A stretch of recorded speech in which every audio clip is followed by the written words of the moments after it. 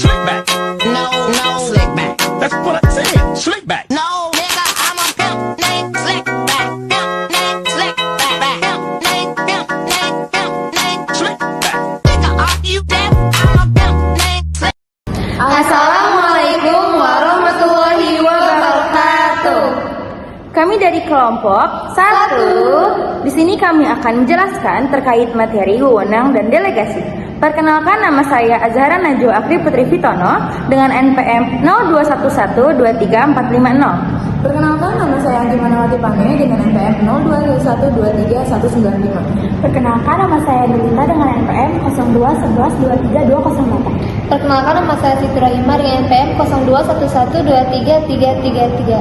Perkenalkan, nama saya Rika Rahmawati dengan NPM 02112238186.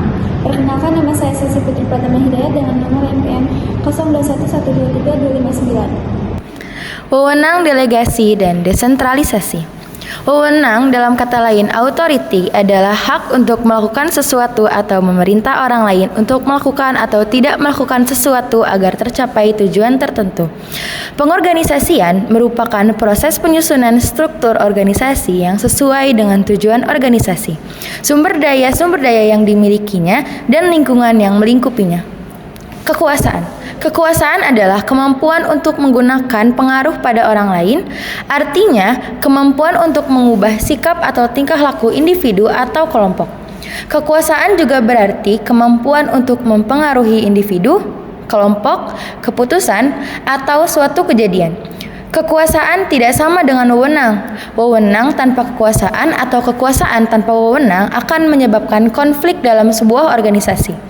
Wewenang dibagi menjadi 2 struktur, yaitu struktur lini dan struktur staf. Yang pertama, struktur lini. Organisasi lini yaitu semua organisasi mempunyai sejumlah fungsi-fungsi dasar yang harus dilaksanakan. Contohnya, organisasi perusahaan biasanya mempunyai 3 fungsi dasar, yaitu produksi manufaktur atau operasi, pemasaran atau penjualan, dan keuangan. Fungsi-fungsi dasar tersebut dilaksanakan oleh semua organisasi. Yang kedua, struktur staf. Organisasi staf merupakan individu atau kelompok dalam struktur organisasi yang fungsi utamanya memberikan saran dan pelayanan terhadap fungsi lini. Karyawan staf atau staf departemen tidak secara langsung terlibat dalam kegiatan utama organisasi atau departemen. Keuntungan dan halangan delegasi wewenang. Delegasi wewenang memungkinkan manajer menyelesaikan lebih banyak pekerjaan daripada kalau si manajer ini mengerjakan semuanya sendiri. Kadang bawahannya mempunyai keahlian yang lebih dibandingkan dengan manajer untuk hal-hal tertentu. Beberapa manajer kadang enggan mendelegasikan wewenang karena beberapa hal, yaitu yang pertama, tidak yakin akan kemampuan bawahannya. Manajer tersebut merasa mampu mengerjakan pekerjaan itu sendiri. Yang kedua, tidak efisien untuk mengajari bawahannya melakukan tugas, takut wewenangnya akan berkurang, atau takut kalau bawahannya dapat melakukan tugas lebih baik dibandingkan dirinya sendiri. Karyawan kadang enggan menerima delegasi wewenang karena beberapa alasan. Yang pertama, takut gagal. Yang kedua, merasa tidak ada penghargaan untuk kerja yang akan dilakukannya atau tidak mau menanggung resiko. Yang ketiga, semua resiko diserahkan atau ditanggung oleh manajer. Delegasi wewenang yang efektif. 1. Memutuskan pekerjaan mana yang akan didelegasikan karena tidak semua pekerjaan dapat didelegasikan. Yang kedua, memutuskan siapa yang akan memperoleh penugasan dengan beberapa pertimbangan. 1. Waktu yang dimiliki karyawan. 2. Kemampuan yang dimiliki karyawan. 3. Kesempatan yang akan dimanfaatkan oleh karyawan.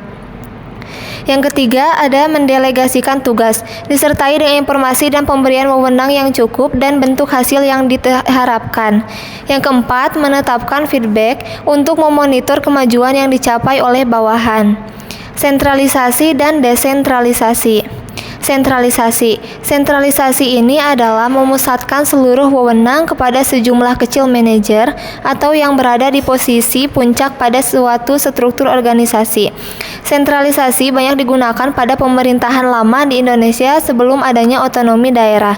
Kelemahan dari sistem sentralisasi ini adalah di mana seluruh keputusan dan kebijakan di daerah dihasilkan oleh orang-orang yang berada di pemerintahan pusat, sehingga waktu yang diperlukan untuk memutuskan sesuatu menjadi lama. Kelebihan sistem ini adalah di mana pemerintah pusat tidak harus pusing-pusing pada permasalahan yang timbul akibat perbedaan pengambilan keputusan karena seluruh keputusan kebijakan dikoordinir seluruhnya oleh pemerintahan pusat. Yang kedua ada desentralisasi. Desentralisasi ini adalah pendelegasian wewenang dalam membuat keputusan dan kepada manajer atau orang-orang yang berada pada level bawah dalam suatu struktur organisasi. Pada saat sekarang ini, banyak perusahaan atau organisasi yang memilih serta menerapkan sistem desentralisasi karena dapat memperbaiki serta meningkatkan efektivitas dan produktivitas suatu organisasi. Pada sistem pemerintahan yang terbaru, tidak lagi banyak menerapkan sistem sentralisasi, melainkan sistem otonomi daerah atau OTDA yang memberikan sebagian wewenang yang tadinya harus diputuskan pada pemerintah pusat kini dapat diputuskan di tingkat pemerintah daerah atau Pemda. Kelebihan sistem ini adalah sebagian besar keputusan dan kebijakan yang berada di daerah dapat diputuskan di daerah tanpa adanya campur tangan dari pemerintahan di pusat. Namun, kekurangan dari sistem desentralisasi pada otonomi khusus untuk daerah adalah euforia yang berlebihan, di mana wewenang tersebut hanya mementingkan kepentingan golongan dan kelompok, serta digunakan untuk mengeruk keuntungan pribadi atau oknum. Hal tersebut terjadi karena sulit dikontrol oleh pemerintah di tingkat pusat. Wewenang delegasi dan desentralisasi. Pengertian, wewenang dan kewenangan adalah hak untuk melakukan sesuatu atau memerintah orang lain untuk melakukan atau tidak melakukan sesuatu agar mencapai tujuan tertentu. Dua pandangan mengenai sumber wewenang yaitu yang pertama formal, bahwa wewenang dianugerahkan karena seseorang diberi atau dilimpahkan atau diwarisi oleh hal tersebut. Yang kedua penerimaan, bahwa wewenang seseorang muncul hanya bila hal ini diterima oleh kelompok atau individu kepada siapa wewenang tersebut dijalankan. Dua pandangan mengenai kewenangan, yang pertama pandangan klasik, yang kedua berdasarkan penerimaan. Persyaratan agar kewenangan efektif, bawahan dapat memahami apa yang diinginkan atau dikomunikasikan oleh pemimpin atau atasan. Pada saat sang bawahan memutuskan untuk menjalankan apa yang diperintahkan oleh atasannya, dia meyakini bahwa apa yang diperintahkan konsisten atau tidak bertentangan dengan rencana pencapaian tujuan, organisasi, motif pribadi atau kelompoknya. Pada yang saat bawahan memutuskan untuk menjalankan diperintahkan oleh atasannya, dia meyakini bahwa apa yang diperintahkan konsisten mendukung nilai, misi maupun motif pribadi atau kelompoknya. Sang bawahan mampu secara mental maupun fisik menjalankan apa yang diperintahkannya wewenang. Wewenang dalam kamus didefinisikan sebagai kekuasaan, membuat keputusan, memerintah, dan melimpahkan tanggung jawab pada orang lain. Fungsi yang boleh tidak dilaksanakan kewenangan atau wewenang dalam literatur bahasa Inggris disebut authority atau competence, sedangkan dalam bahasa Belanda disebut gezag atau bevoegdheid. Wewenang adalah kemampuan untuk melakukan suatu tindakan hukum publik atau kemampuan bertindak yang diberikan oleh undang-undang yang berlaku untuk melakukan hubungan-hubungan hukum.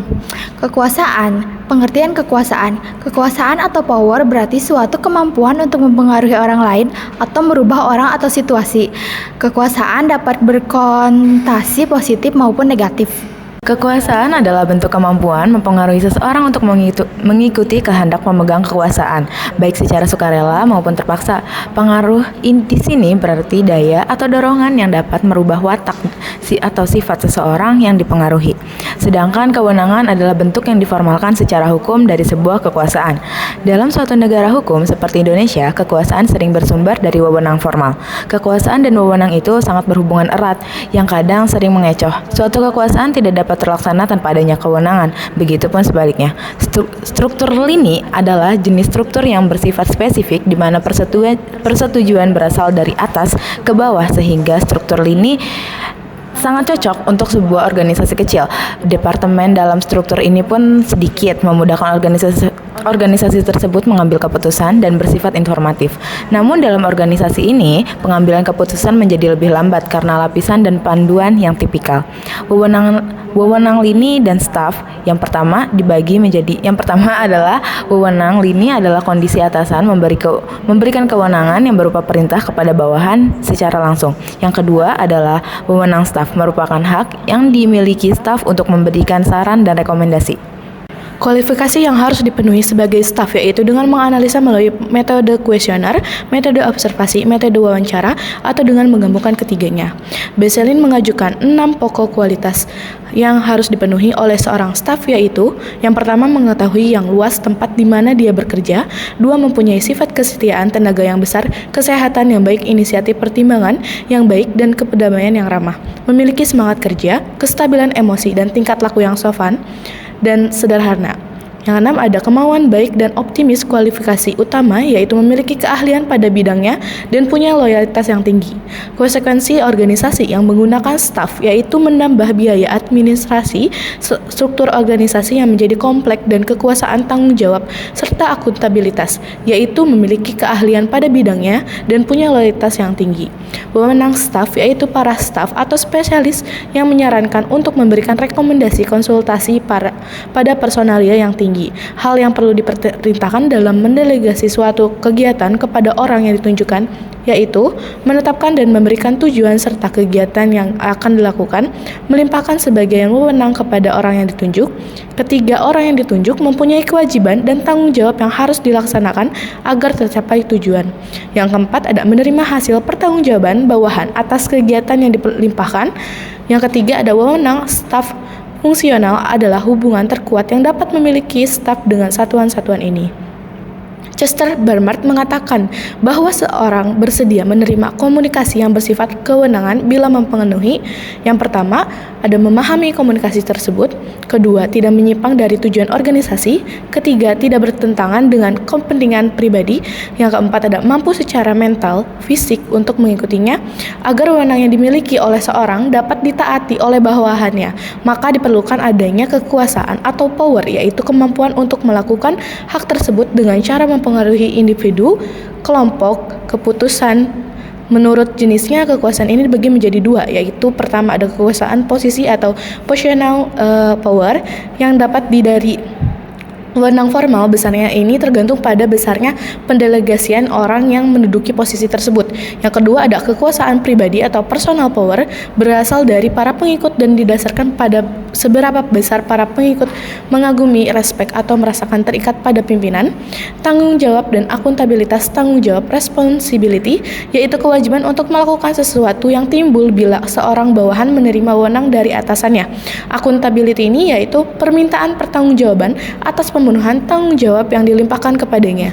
Yang penting untuk memperhatikan bahwa wewenang yang diberikan harus sama dengan besarnya tanggung jawab yang akan diberikan, dan diberikan kebebasan dalam menentukan keputusan-keputusan yang diambil.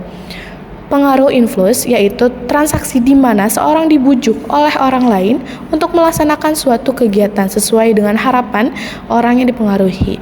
Pengaruh dapat ditimbulkan karena status jabatan, kekuasaan, dan menghukum, pemilihan informasi lengkap, juga penguasaan saluran komunikasi yang lebih baik. Sentralisasi versus desentralisasi.